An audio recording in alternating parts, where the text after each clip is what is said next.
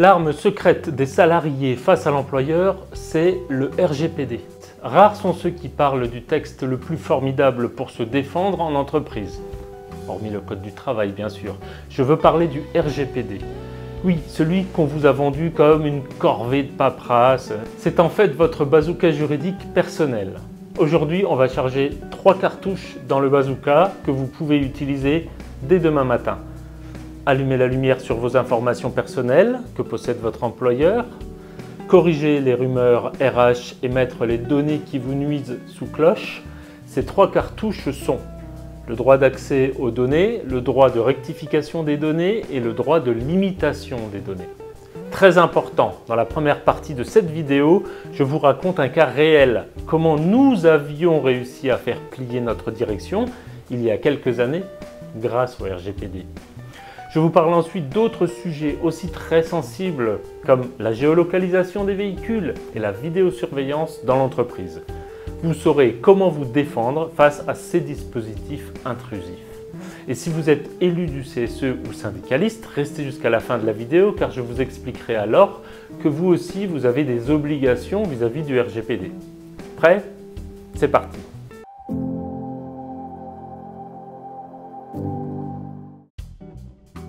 Imaginez, vous êtes convoqué pour un entretien un peu tendu et le DRH sort des captures d'écran d'emails que vous n'avez jamais vues. Vous demandez d'où ça sort. Réponse, on ne peut pas vous le dire. Stop! Article 15 du RGPD, vous avez le droit d'exiger de l'employeur qu'il vous fournisse une copie de toutes vos données personnelles.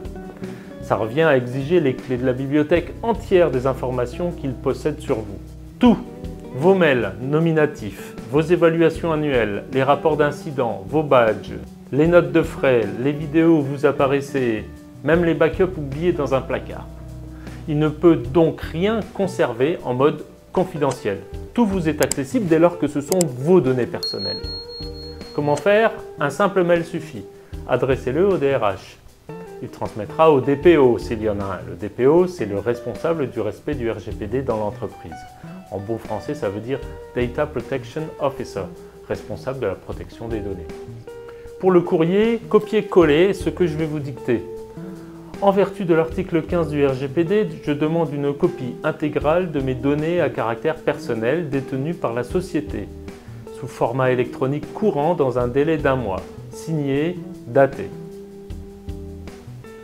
Pas de réponse? Envoyez un recommandé avec accusé de réception format papier à l'ancienne. Et s'il ne veut toujours rien savoir, ce sera 20 millions d'euros d'amende ou 4% du chiffre d'affaires. C'est une épée de Damoclès financière au-dessus de sa tête. Le délai légal de réponse, c'est 1 mois à réception de la demande. Il faut noter que ce droit d'accès aux données personnelles couvre également le contenu des emails professionnels envoyés ou reçus pendant la durée d'exécution du contrat de travail.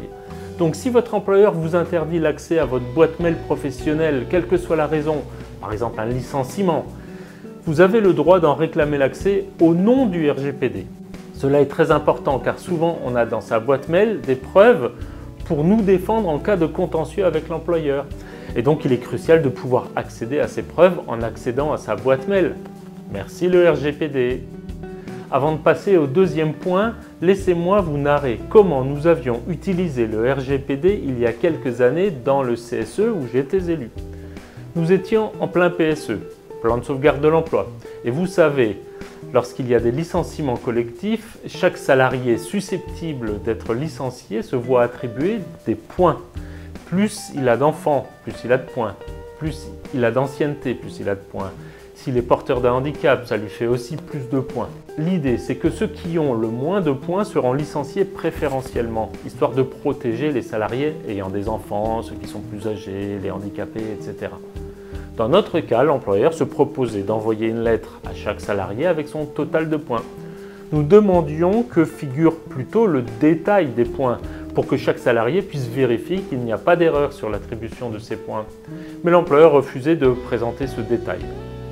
Qu'à cela ne tienne, nous avons alors menacé de conseiller à chaque salarié concerné et qui souhaitait connaître son détail de points, de demander l'intégralité de ses données personnelles à l'employeur vu que le détail des points figurait nécessairement dans l'ensemble des données personnelles.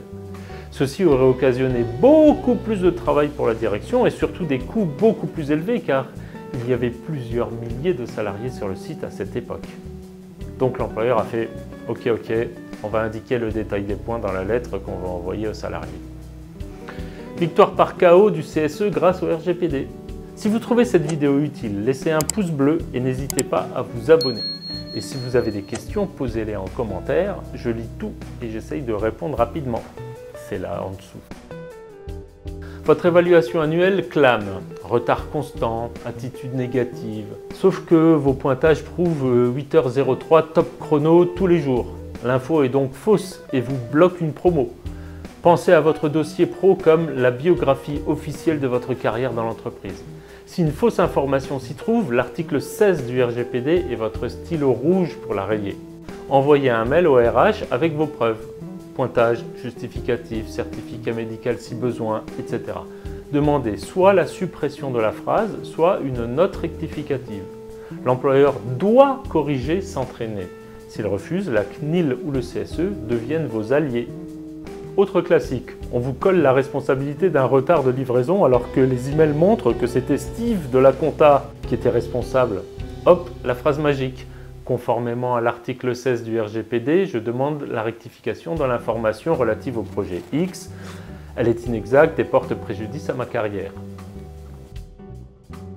Vous êtes en cours de licenciement économique et l'employeur brandit des stats de productivité bancale. Vous craignez qu'il les utilise avant le jugement. L'article 18, c'est comme un bouton pause sur une arme pointée contre vous. Vous pouvez geler l'usage de ces données. Elles restent sur le serveur, mais deviennent intouchables. Voici la lettre ou le mail avec accusé de réception que je vous propose. Je conteste l'exactitude des données de productivité T3 2023, par exemple. En application de l'article 18 du RGPD, je demande la limitation de leur traitement jusqu'à résolution de la contestation. À réception de ce message, l'accès est bloqué. S'il s'obstine, vous avez une carte maîtresse au prud'homme vu qu'il ne respecte alors pas le RGPD. Combinaison gagnante, demandez l'accès à toutes vos données, repérez les infos douteuses, puis gelez leur usage. C'est votre bouclier juridique activé. Si vous avez déjà testé l'un de ces droits, racontez en commentaire. Vos retours aideront tout le monde. Vos 3 cartouches, en résumé, sont le droit d'accès, la lampe torche pour trouver vos preuves, le droit de rectification, la gomme pour effacer les mensonges ou les erreurs, et le droit à la limitation, c'est le cadenas pour verrouiller ce qui vous dessert. Vous n'avez besoin d'aucun avocat, pas de paperasse interminable, 3 articles, 3 clics, 3 lettres. Vous passez de la victime silencieuse au salarié qui connaît ses droits. Et rappelez-vous, le patron qui zappe le RGPD peut se prendre 20 millions d'euros d'amende. C'est vous qui tenez le manche. Selon le RGPD, l'employeur doit respecter plusieurs obligations envers ses salariés. Il y a d'abord le principe de minimisation. L'employeur ne peut collecter que les données strictement nécessaires à l'exécution du contrat ou aux obligations légales. Rémunération, déclaration sociale, etc. Il doit surtout éviter les données sensibles comme l'origine ethnique, les opinions, comme les opinions syndicales par exemple, et bien sûr les informations sur la santé. Il y a ensuite l'obligation de transparence sur la collecte d'informations. Le salarié doit être informé à chaque collecte de données sur l'identité du responsable de traitement, souvent c'est le service RH, la finalité du traitement, à quoi ça sert de collecter cette information, et la base légale, le contrat ou l'obligation légale, ainsi que la durée de conservation et les droits des salariés, l'accès, la rectification, le droit à l'effacement aussi, j'en ai parlé précédemment, mais sachez-le, la portabilité, l'opposition et la limitation. L'existence éventuelle d'un DPO, vous devez en être informé, un responsable des données personnelles dans l'entreprise. L'obligation sur la sécurité des données est une autre obligation de l'employeur. Seules les personnes habilitées doivent accéder aux données et les accès doivent être tracés pour ne pas que n'importe qui puisse accéder à vos données personnelles. Parlons maintenant des dispositifs intrusifs comme la vidéosurveillance, la géolocalisation et l'enregistrement. La géolocalisation doit se justifier légitimement, par exemple pour des questions de sécurité. de logistique. Sachez que le dispositif doit obligatoirement permettre la désactivation hors du travail pour le respect de votre vie privée et aussi pour les représentants du personnel. L'employeur n'a pas le droit de tracer leurs allées et venues car ils ont la liberté de circulation dans l'entreprise et hors de l'entreprise. En plus, l'employeur doit absolument en informer les salariés, sinon la collecte de données est illégale. L'enregistrement des appels téléphoniques ou des visioconférences, c'est interdit sans information préalable et recueil du consentement des personnes concernées, sauf exception légitime. La conservation de ces données doit aussi être limitée dans le temps. La vidéosurveillance dans l'entreprise. L'employeur a obligation d'informer le CSE et les salariés du positionnement des caméras et du fait qu'elles enregistrent. De même, les caméras doivent être placées seulement aux zones d'entrée et sortie des bâtiments, pas aux postes ou aux zones de pause. C'est interdit. Les représentants du personnel jouent un rôle essentiel de veille et de contrôle. Le CSE doit être consulté sur les traitements de données. Ils peuvent recevoir certaines informations, comme le registre unique du personnel par exemple, pour exercer leur mission. En tant que membres du CSE, ils sont dans la confidentialité. On ne peut donc pas leur opposer la confidentialité pour ne pas les informer lorsqu'ils doivent être informés. Un membre du CSE peut déclencher une alerte en cas d'atteinte aux droits ou aux libertés individuelles. C'est le cas lorsque l'employeur ne respecte pas la protection des données d'un salarié. C'est défini dans l'article L2312-59 du Code du travail. L'employeur doit enquêter avec le membre du CSE et à défaut, le Conseil des prud'hommes doit être saisi en référé. Pour conclure, n'oublions pas que le CSE a lui aussi des obligations vis-à-vis du RGPD, puisqu'il collecte souvent des données personnelles des salariés, nombre d'enfants, âge des enfants, adresse, téléphone, etc. Pour ma part, lorsque j'étais salarié dans l'industrie, le CSE collectait même les avis d'imposition. C'était normal dans la mesure où il fallait définir mes droits en fonction de mon quotient familial.